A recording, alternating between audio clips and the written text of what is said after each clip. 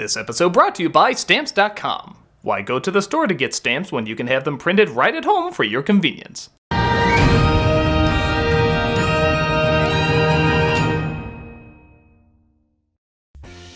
So you have an Alien sequel for me, you handsome devil? I certainly do, you beautiful bastard. Those last two sure made us a ton of money. Well, with such ingeniously simplistic titles, it's hard for someone not to see them. Agreed, with the first one being so creepily blunt and vague. Yeah. And the sequel just adding one letter to the title, instantly making it more terrifying. Exactly, because we saw what one could do, imagine what another, if not many others could do. So, what brilliant title do you have for this one? Alien 3. Ha ha ha, no really, what is it? Alien 3. That wasn't a joke then. No sir, we'll make the 3 very small and in the corner of the title. Oh, so we're upping the ante by multiplying the army of aliens in the last film by 3? Actually, there's just one. Just one. Won't that be a phenomenal letdown coming off the last film? Well, this will be a kind of alien they've never seen before. Ah, like a queen alien but bigger? Like a dog. Excuse me? I feel like the people really want to see the alien as a dog. Well, I guess we've never seen the alien come out of another species. How is he different? He walks on all 4s. And I'm finished. Wow. So Ripley crash lands on this planet that's kind of a religious cult prison. Oh, what's their story? Unclear. Wow. And the queen from the last movie left 2 eggs on her ship. Wasn't the tube thing that allowed her to lay eggs ripped off? I don't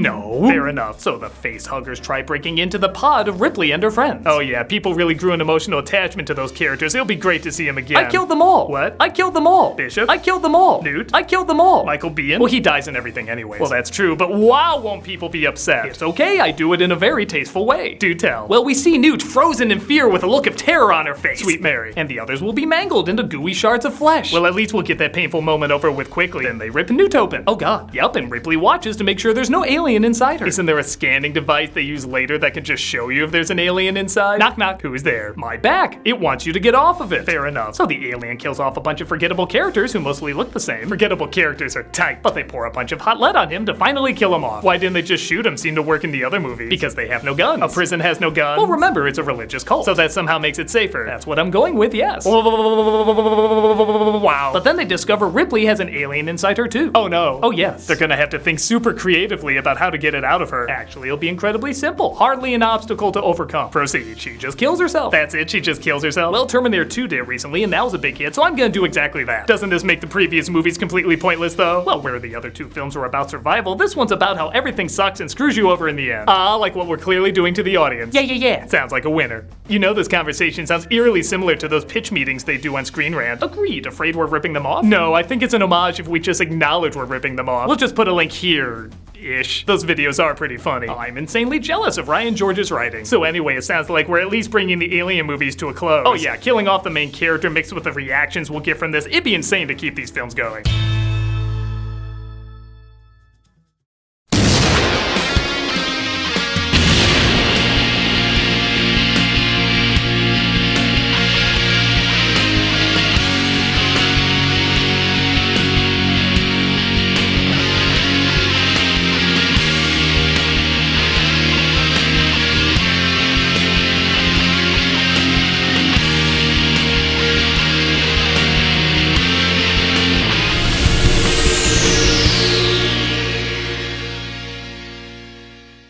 Hello, I'm the Nostalgia Critic. I remember it so you don't have to. Alien changed the way we look at sci-fi horror.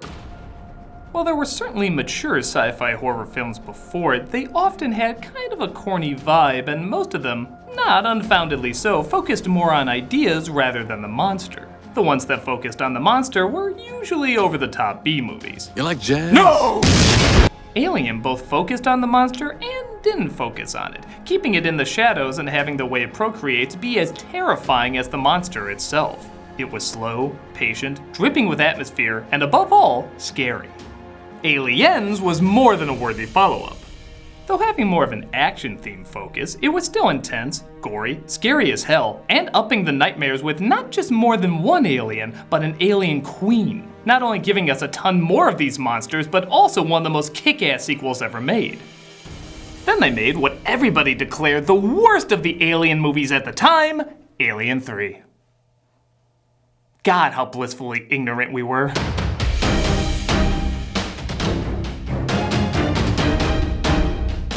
Alien 3 was by far the biggest risk the Alien movies had ever taken. Yeah, I know the others are worse and make even bigger screw-ups, but following the heels of not only one of the best sci-fi horror films ever made, but also one of the best sequels ever made, this movie did not want to play it safe. On the one hand, I kind of respect that, trying not to get old and stale on the same formula. What I don't respect is somehow it still got old and stale on the same formula. How is that possible when he makes so many unconventional moves? Honestly, this isn't surprising as the movie was in development hell for a long time. The original sequel, believe it or not, focused more on Michael Biehn as Hicks rather than Weaver as Ripley, and was gonna be shot as 2 movies back to back. But the studio wasn't liking the script that had the simple sum up of the Weyland Corporation facing off with a military aggressive culture of humans whose rigid socialist ideology has caused them to separate from Earth society. Yeah, put that on a poster!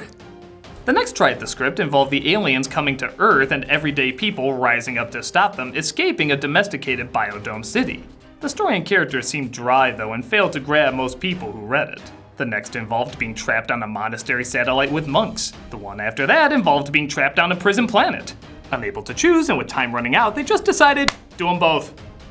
As well as change one big element back to form. Ripley had to be the focus. As the Fox president at the time pointed out, not only was she the face associated with Alien, but she was one of the few female action stars everyone could get behind. Nowadays there's a lot more, but back then, this was kind of a rare and honestly profitable selling point. Weaver agreed, but only under one condition. Ripley had to die. She actually had no problem being a cameo in the other versions of the script as she felt the character would hold back where the Alien story could go. Thus they agreed that Ripley would be axed off so that new territory could be explored. Super worked. The story now was heavily symbolic, with the monks thinking that the alien was the devil, having them betray Ripley thinking she's the cause of all their misery, and Ripley sacrificing herself to save them all from evil. Sound familiar? Yeah, who hasn't read Siddhartha? An interesting idea, but being out of time and bleeding money, they started filming without a finished script and got newcomer David Fincher to begin directing. With all these different ideas that nobody was satisfied with, can we really be surprised we got an Alien sequel nobody was satisfied with? Well, let's take a look and see what the damage is. This is, I think everyone would agree, the unfinished Alien 3. You know a film's in trouble when even the Fox logo seems confused about what it's supposed to be.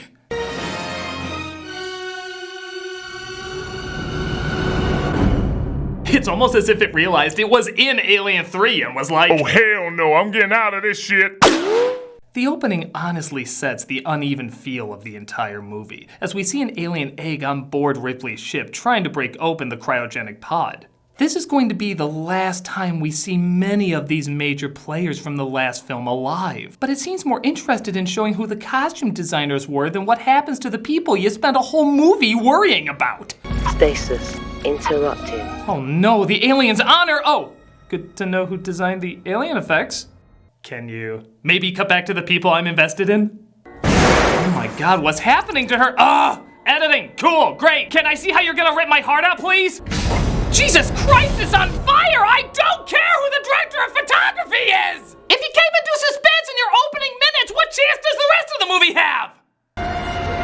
No, please, don't you want to say who did catering? Who shaved Weaver's head? Who will be apologizing for Ridley Scott prequels? Gotta love that Apple II technology. Of the future! Why do I suddenly think the alien will make everyone die of dysentery?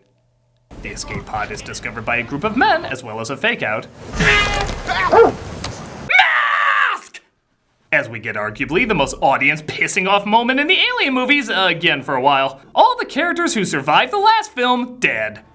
Now, on the one hand, that kinda takes balls to do. I mean, this is still horror, a genre where you can kill off main characters by the end or even by the halfway point. And characters from previous films have died in sequels before, and it didn't seem particularly out of place. Yet, somehow this one does. I think a big part of that is not only did the Alien films elevate sci-fi monster movies, but it also elevated relationships in sci-fi monster movies. If the main lead in Psycho dies, she's kind of a crook anyway. If the main lead in Nightmare on Elm Street dies, she was honestly still a basic disposable teen. These are surprising deaths, but they still fit the tone and story they're telling. This doesn't. The almost family relationship that was being developed between Ripley, Newt, and Hicks had a lot of charm, yet still gritty realism. It's filmed so that we don't want to see these characters die, unlike a lot of other sci-fi horror films where you're just waiting for the victims to be picked off. Alien and Aliens were about hope of survival, even when it looks like there's none. Now, not only do we start off with a complete opposite idea, focusing more on a nihilistic approach, but it's done out of nowhere. We don't even get a goodbye scene. They're just dead. Christ, it was done during the credits! How would you like it if you found out you played a character in which a whole movie is based on you surviving, and your death isn't as important as the producer credit? I'd be pissed! Something more in keeping with the movies would be maybe Hicks wakes up and dies by the alien later, guns a-blazing. Or maybe there was a malfunction in Newt's pod causing her to age, so you can still use the original actress, and for some reason you do need to kill her off, have her sacrifice herself to the alien to save Ripley, maybe inspiring Ripley to sacrifice herself later. You see how these choices are dark, but they still stay true to the tone the Alien movies created? That's what was needed here. It's not that they died, it's that it impacted nothing, insulting everything the previous films were trying to do. But hell with that, we need amazing writing that utilizes the laziest exposition line ever. That's right, as you know. Here are the facts. As some of you know... Wait, only a half explosion on that one. He did say as some of you know, which leaves a little wiggle room for horseshit. The survivor is a woman.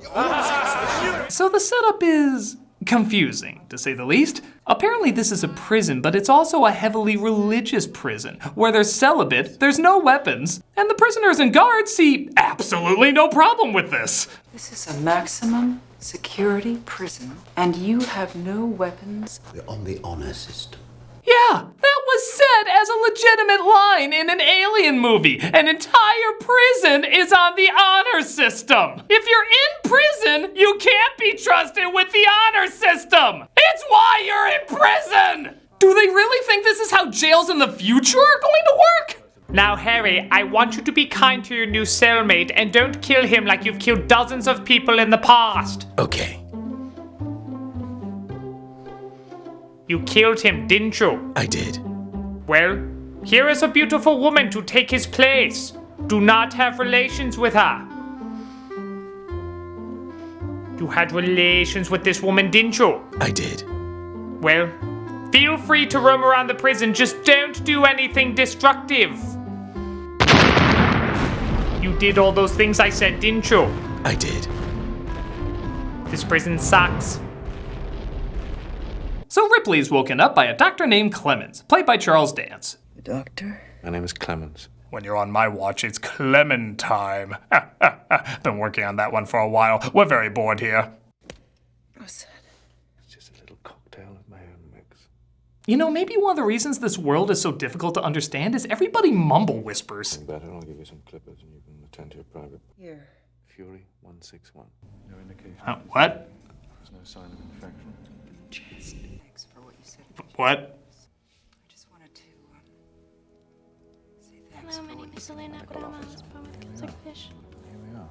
You attracted to me. And I told Dom, too, because they've moved my desk 4 times. Very direct. I've been out here a long time. Yeah? Yeah. Must make you nervous. Christ, can you give us some sound? Natural methane. We have a foundry left. What? The inmates for What? sheets for toxic What? waste. It's stenciled on the back of your shirt. So yeah, that's the setting of the movie. Pretty simple, huh? One of the men, though, notices something attacked his dog. What kind of animal would do this to a dog? Bear, lion, alligator. Most animals would do that to a dog. Ripley insists on seeing Newt's body when she notices acid blood on her ship.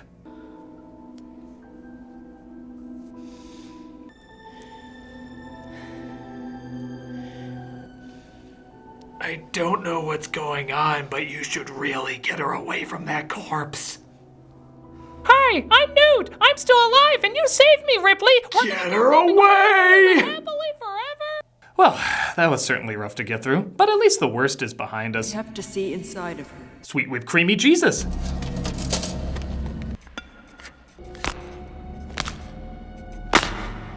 So, Newt's open, everybody. Aren't you glad he didn't stop at the second one? Look at all you would have missed, you psycho. It's turned out all right. There's no sign of contagion in the body. Good. So, now that we've lost everybody watching, they decide to toss the bodies into the fire while the alien inside the dog starts to give birth.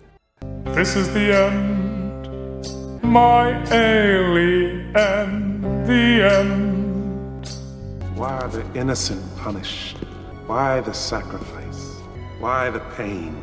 Mr. Dutton, you're going off script. No, I want answers for this damn movie. Why the sacrifice? Why the pain? So you know how this goes. The alien bursts out like a little dildo with teeth and over time grows big, or he's already the size of the animal he came out of. Dog aliens do that. And faster, seeing how Ripley was infected before the dog was. And they showed it usually takes about a day to burst, but his jumped out beforehand and hers still takes... Oh, how long did they say it would take the rescue to arrive? Hopefully they will be here inside of a week. And when rescue does arrive, that's when the alien comes out. Did some of these eggs miss school when the birthing process was being taught? Ripley shaves her head, and at the very least you might be thinking, though it's not better, at least this alien movie is a little different. Different location, different characters, even different hairstyle. Well, it quickly goes back to not just the alien formula we've seen before, but just the monster formula we've seen before. Ripley, once again, is the odd one out. In the first one, she's the stick in the mud, in the second, she's the crazy lady, and in this one, she's the woman in an all-male prison. Guess she has to prove herself once more. You see, we've got a good place to wait here. And until now, no temptation. Again, not to bring back old wounds, but how cool would it be if Newt was there? Again, you could say the pod was broken, so she's older, but she's been asleep through the aging process. So not only does she learn from Ripley how to grow up, but Ripley has somebody to talk to and maybe pass the alien ass-kicking torch to if something happened to her. Also, a kid is trapped in a prison. That ups the tension so much more. It's such a missed opportunity to do something different while still keeping true to the alien spirit. But nope, Ripley's just an outcast again, and instead of a person we got to know getting killed off first like in the other movies, it's just some asshole we've never seen like in every other film. Oh no, not some asshole! Prepare to meet your biggest fan! I'll be here all night because I'm gonna kill you all. Dylan and the rest embraced religion. So, seeing how the religion seems to be taken so seriously by the prisoners, it probably makes sense to really dive into how it works. What kind of religion? Some sort of apocalyptic, millenarian, Christian fundamentalist. Right. Hope you enjoyed that. The world building in this is about as steady as an elephant on a beach ball. Except if he fell, he wouldn't go out with a roar, he'd go out with a whisper. Attracted. In what way? What? In that way. Hey, my practically adopted daughter just died. Want a bone? I really appreciate your affections. Well, thank God this isn't a generic bad horror film, or else they'd both be marked for death. Oh, wait. We've had an accident. One of the prisoners has been diced. I have to go. Oh, like all men. Wham, bam, thank you, prisoner who's been diced. Who was it? Murphy. How do you know? That's his boot. I know all prisoners' boots. Don't judge, I'm trying to get help. Ripley fears the worst as she investigates her ship, while Clemens has a talk with the superintendent. I hear they're having steamed hams. How would you like me to explain your sordid history to your newfound friend? Now sit the hell down. Here, have a cup of hot Murphy. It's made with fresh eye of newt. Ripley then gets the idea to go looking for what's left of Bishop. Raise your hand if you know this movie's gonna bomb. Whoa, the Alita sequel does not look promising. Hey, what's the downside of having prisoners roam free again? I know I want rock music playing while horrific gangbang is about to happen. One of the prisoners named Dylan saves her as Ripley gets at least one good punch in. I mean, it was several feet away, but it was still a good punch. Hey look, 3 guys alone who we also don't know. I'm sure they'll be fine. What the hell is going on with the candles? Must be the wind for one of the Vanshire.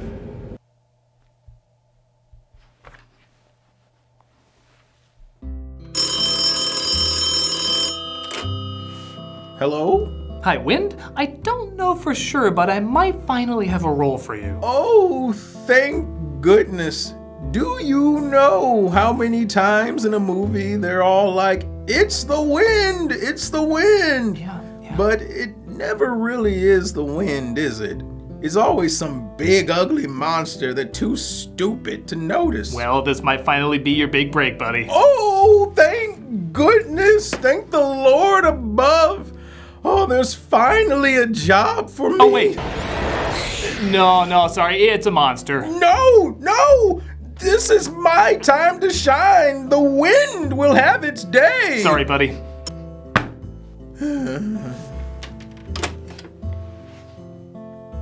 I guess it's just you and me again, Area 51 weather balloon. No one ever believes it's me. The alien Gallaghers their heads as Ripley figures out how to hotwire Bishop. Ripley. This isn't Silicon Heaven. I have to admit, the effect on Bishop is pretty damn impressive, even by today. It really took me a while to figure out this was an animatronic and not a person. And even when you do figure it out, it kind of makes sense. It's a broken robot. It would move like an animatronic. But the downside is everything he says we already know. So the scene is mostly pointless. Why were our cryotubes ejected? Fire in cryogenic compartment. Yeah, I know. What started the fire, Bishop? In the subflooring. I know. Was there an alien on board? Yes. I know. Did it come with us in the EV? It was with us all the way. I know. I got it. I got the concept. She does figure out that the Wayland industry is aware and they're probably coming for it. Here's a great edit. Let's all report to the mess hall.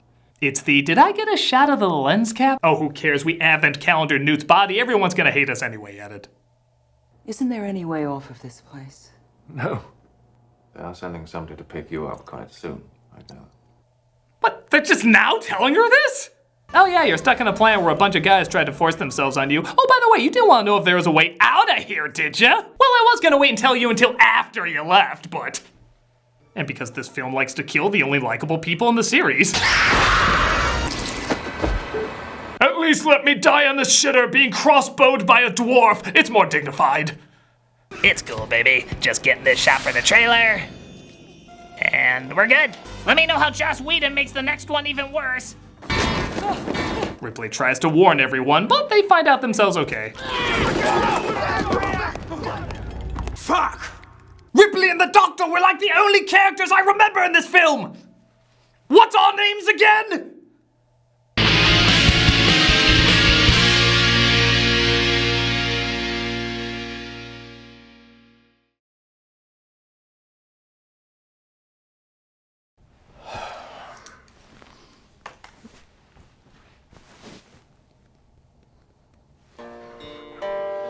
Relax.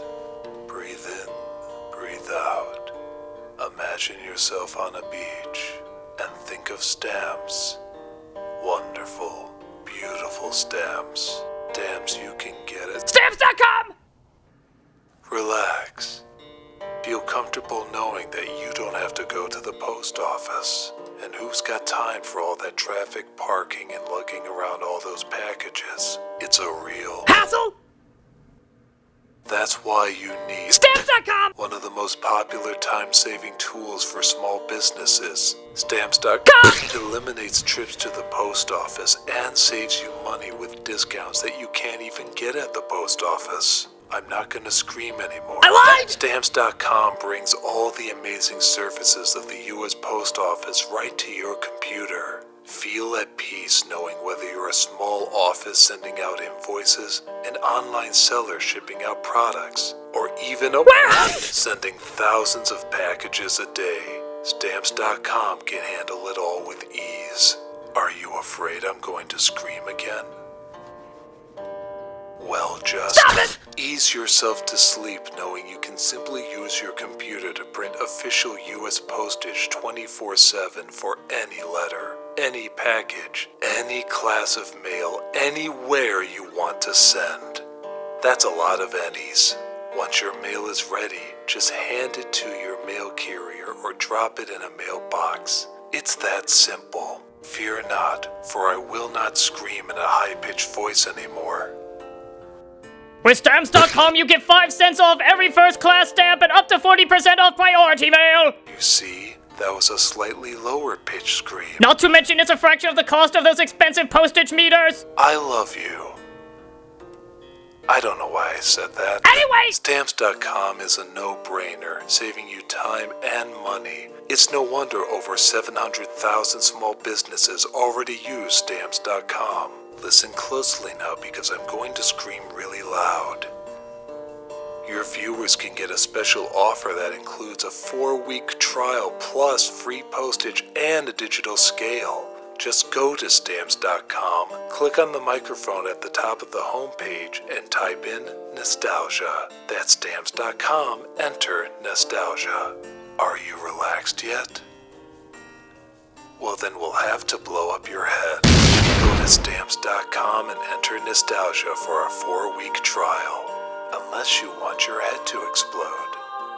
Don't want your head to explode? Just go to Stamps.com. Stamps.com. It's a good thing.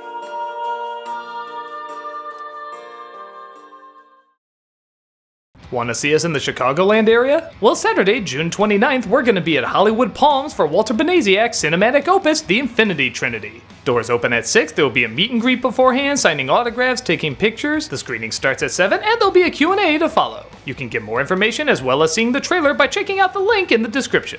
Also, don't forget to check us out at Planet FunkCon in Iowa, June 21st to the 23rd, and you can see me at Salt City Con in New York, July 6th to the 7th. Hopefully, we'll see you all there.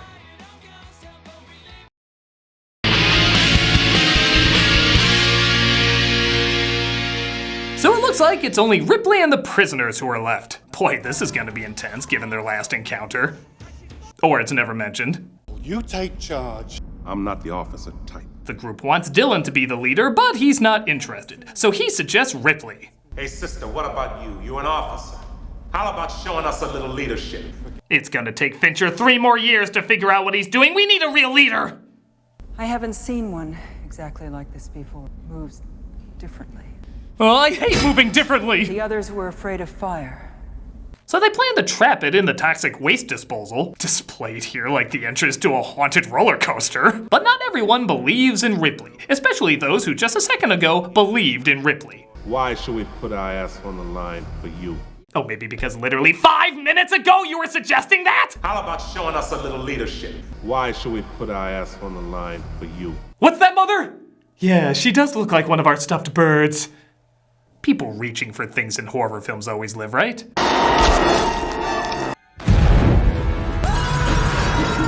Oh no! There goes that bald guy whose name we didn't know! There goes that bald guy whose name we didn't know! There goes that bald guy whose name we didn't know! Oh, the humanity! The complete lack of humanity! Ripley partakes in yet another tired horror film cliche. If you cough even once, ho-ho, bitch you dead. What is it? Congratulations, it's an it. What does it look like? Like the penis of Jaws from those James Bond movies. Ripley's knowledge that there's one inside her causes her to start seeing it everywhere. Oh, yeah, a pipe will kill me. That's the classic story, isn't it? Giant alien killed by metal pipe. Play a video game! The real alien approaches, though, and they care so little about what happens to her, they don't even show her running away. Isn't that like half of what a horror film is, running away from the threat? She thinks because there's one inside, it won't hurt her, so she asks Dylan to kill her off. Wait, wouldn't it make more sense if she helped them first because that's her whole thing? She doesn't want others to die from it? Well, they do come to that realization right after this totally convincing fake-out. Yeah, everyone will be talking about the epic way Ripley goes by random dude with axe. Alien 3, even you're not that stupid. I don't like losing a fight. They of course agree to hunt it together by, again, trying to trap it in a giant room and pour hot lead on it. Special effects budget slash in 3, 2. Oh, that's unfortunate. Now you might be wondering, how can this look so bad when the aliens from the other movies look so good? Well, I guess the idea was they were using blue screen keying so that the puppeteer could make it move more animal-like. If it was done today, a computer could blend the lines in a lot better and also color correct, but as is, it looks like someone starved the stop-motion Zool dogs and gave them vodka instead of water.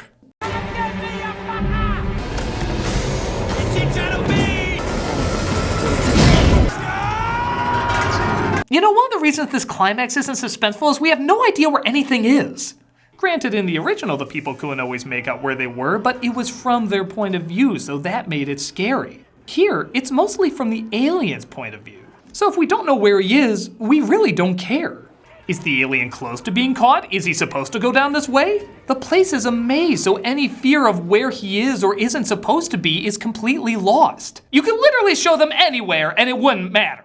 Is the alien behind you? Yeah, where do I go? Take a right. Okay, now where? Left. Okay, now where? Another left. Okay, now where? Right. Congratulations! You made it! Oh, I can't like that. Ow! They finally lure him into position when the obviously doomed person stays behind to be a sacrifice. I'm of course talking about Dylan. I've gotta hold it here. I guess technically the alien wouldn't chase Ripley, seeing how he has no interest in her, so Dylan uses himself as bait so the alien doesn't climb up. But that's not really how they explain it. I'm staying. Oh shit, we got a deal. Remember? It dies first, then you. I'm not gonna move without you. What sense does that make? Why doesn't he just say the alien will follow me out so I have to stay here? I don't know. Fair enough. He gets eaten up as the lead is finally poured on the alien. But oh no, lead just makes him stronger. The sprinklers are dropped on him though, apparently blowing him to smithereens. I need a vacation. But Wayland shows up, played also by Lance Hendrickson, who's apparently too rich to wear a hazmat suit.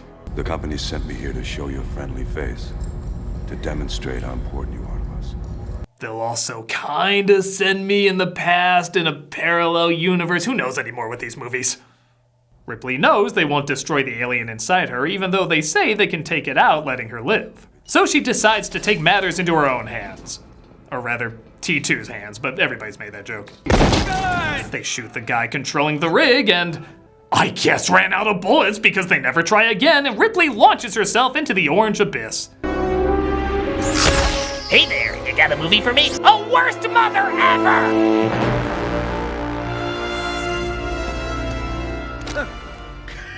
Come on, you, get going. Oh, come on, it's kind of funny. She was alive, now she's dead. It works on so many levels. Mrs. Ripley, last survivor of the Nostromo, signing off. Well, that's definitely what the audience did too.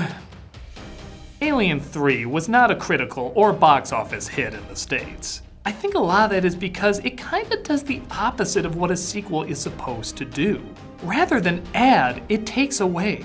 It takes away characters, it takes away number of monsters, it takes away ideas, and therefore, it takes away our interests. Had the movie been more thought out and given more weight to the choices made, perhaps it could have worked. In fact, there's apparently an extended cut that did take its time more and tried to fix some of the problems. But it's still a messy production that resulted in a messy movie, whether it's the shorter cut or the longer cut. It's nowhere near the worst Alien movie, but it's nowhere near a good one either. I'm a Nostalgia Critic guy, remember it, so you don't have to.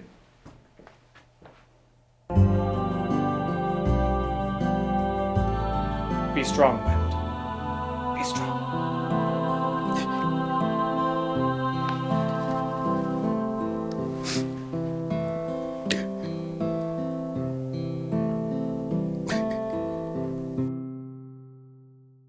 Apocalyptic, millenarian, Christian fundamentalist. Hey, Doug Walker here. Lupus Research Alliance is this week's charity shoutout. This is the world's leading private funder of lupus research.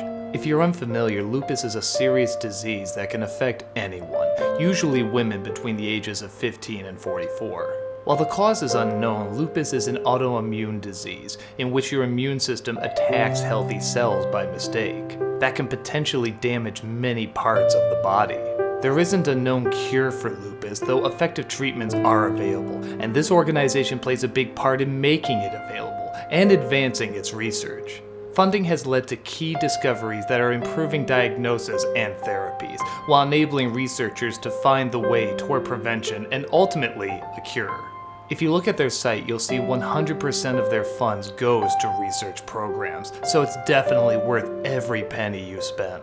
Click on the link and see what you can do to improve the lives of so many.